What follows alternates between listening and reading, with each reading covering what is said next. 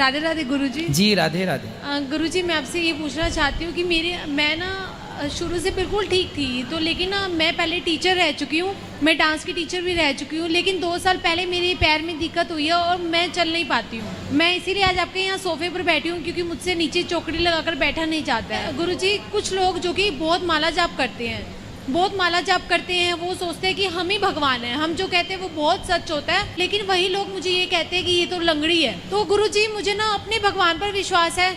मैं बहुत डॉक्टर्स के पास गई हूँ, मेरा कुछ भी डॉक्टर ने मुझे दवाई देने से भी मना किया है कि कोई भी दवाई नहीं है आपके लिए, आप सिर्फ एक्सरसाइज करो। और मेरे एक्सरसाइज करने में बिल्कुल भी इंटरेस्ट नहीं है, मेरा मन नहीं लगता एक्सरसाइज करने में, मैं कर नहीं पाती हूँ।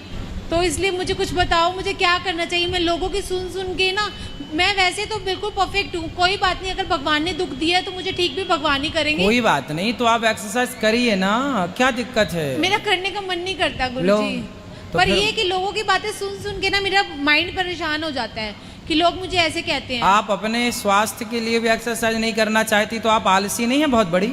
आलसी तो हूँ गुरुजी मैं। फिर तो अब ये आलसपन है तो लोग लंगड़ी कहेंगे तो सुन लिया करो, या तो एक्सरसाइज करके ठीक हो जाओ, या तो फिर समाज के ताने सुनती रहो। अब आप ताने भी नहीं सुनना चाहती हो, एक्सरसाइज भी नहीं करना चाहती हो, तो ऐसे नहीं होता। या तो एक्सरसाइज करके ठीक हो जाओ, या फिर समाज के ताने सुनो, लंगड़ी कहेंगे लोग। ठीक है। और सुनो, इससे कोई फर्क नहीं पड़ता कि लोग क्या कह रहे हैं। एक लड़की थी, वो ट्रेन से गिर गई थी, तो उसके दोनों पाँव के ऊपर ट्रेन निकल गई थी, कट गए। आज भी वो लड़की है, उस लड़की के पाँव कट गए, पूरी रात कटने के बाद वो ट्रेन के ट्रैक के नीचे पड़ी रही। सवेरे लोगों ने देखा, रात के 8 बजे की दुर्घटना हुई, और पूरी रात पड़ी रही, चूहे उसके मांस और हड्डी को तरते रहे। हाँ जी। अब उसकी बिल्कुल जंघा से यहाँ से ना अलग हो गए पाँव।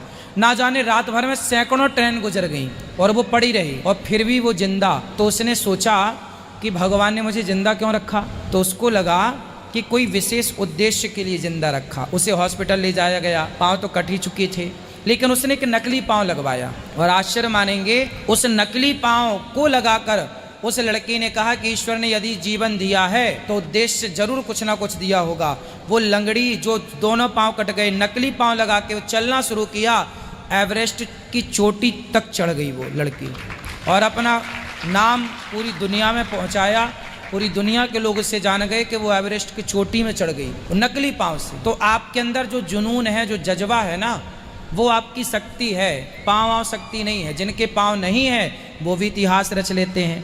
आपके पाँव में तो जरा सी मौच है, तो वो ठीक हो जाएगी। तो आप इतनी हिम्मत क्यों हारती हो कि लोग लंगड़ी कह रहे हैं? तो आप एक्सरसाइज कर लो ना और ठीक हो जाओ ना।